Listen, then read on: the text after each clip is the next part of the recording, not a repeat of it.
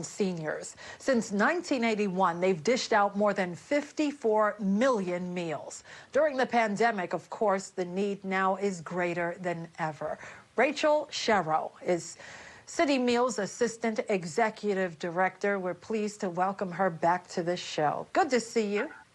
Good to see you too. Thank you again for highlighting this every year. Absolutely. Talk to us about the challenges. You know, like you said, we have you on the show every year this time. We are so proud of the work that Citymeals does. How is it different during the pandemic? Thank you for the question. It's been a lot of work. We are out there every day. Meals on Wheels has not been disrupted once. And remember, as you know, these are our hidden, hungry neighbors who get one meal a day through Meals on Wheels. So we have been giving them extra, supplementing them with more. We've delivered more than 2 million meals since the pandemic began. And they're in need. And these are folks who are now more socially isolated than they were. And the workers who are delivering the meals are going through, their own stress. So it's been a lot. Yeah, and you talk about how they're even more socially isolated during the pandemic because, of course, it's safer to stay home. We all know that. They're a high-risk group. Talk to us how your volunteers are providing that human contact that they really need now. Absolutely. Our protocols obviously had to change. Instead of having that real connection at the door when delivering, they're 6 feet back, and so it's not that connection, but we have created a new program where volunteers are calling people at home and developing relationships with them and creating a connection that they otherwise wouldn't have, and something for them to look forward to on a weekly basis.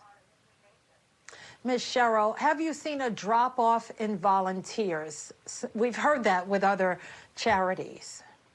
I have to say we've been so incredibly lucky. New Yorkers have come out consistently since the beginning, even understanding what the danger was for themselves as well as these vulnerable recipients. It's been fantastic, I have to say. Volunteers are incredible. We have an incredible group, and I couldn't be more proud of them. That's great to hear. What about donations? Have they dried up because so many people are out of work, unable to give at this time?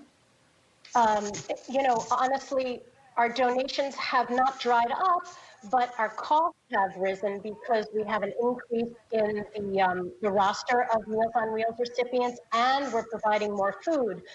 So, we're working harder and we're trying to bring in more dollars. So anybody can go to our website to donate. Would be terrific for them to do so. Yeah, we absolutely showed your website, and, anyone who can help, I'm sure they will. But how do you make up for that gap? You said the costs have risen. Is the city or the state able to give more money? Both the state and the city did give additional emergency feeding money a couple of months ago. Of course, we're waiting for the feds to come through with some sort of a stimulus, and that could help. We're hopeful. Both Senator Schumer and Gillibrand have been pushing for Meals on Wheels money in particular.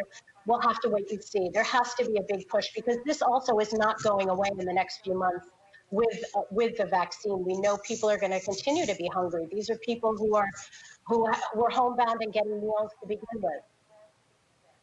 Yeah, and we have a new year coming, a new administration in Washington. There's been talk about a federal level food czar. What's your take on that? I think it's great. I think it's a long time coming, and I think there needs to be a focus on food. This is how we live, how people survive. It's nourishment, and I think the pandemic has really shown a spotlight on hunger and the need throughout our country. This is America. 1 in 4 older adults are hungry. That should not be. So I'm hopeful if that happens. That would be very good for us. You know, I want to give you the opportunity to give a shout out to the volunteers who are keeping City Meals on Wheels going, the people who are driving the trucks, the people who are wearing masks and walking into buildings, and sometimes they don't know if it's safe. Talk to us about how they, too, have answered the call during the pandemic. I really appreciate that because although we have many, many volunteers, we have a lot of staff who are, these are minimum wage workers. We call them essential workers. They're heroes. Like I said from the beginning, they never stopped coming in, understanding their own vulnerabilities, but knowing how important it was to see their recipients and make sure they had a nourishing meal. They're my heroes. Every night at 7 o'clock, I live in Washington Heights, we're still clapping for healthcare workers. To me, I'm always clapping for the essential Meals on Wheels workers and the health workers, It's healthcare beautifully workers. said. Absolutely. Rachel Sherrow, City Meals on Wheels Assistant Executive Director. Our warmest regards to you and all of your colleagues for doing this very important work. Happy holidays. You too, and thank you again. Always a pleasure. In Focus continues right after this.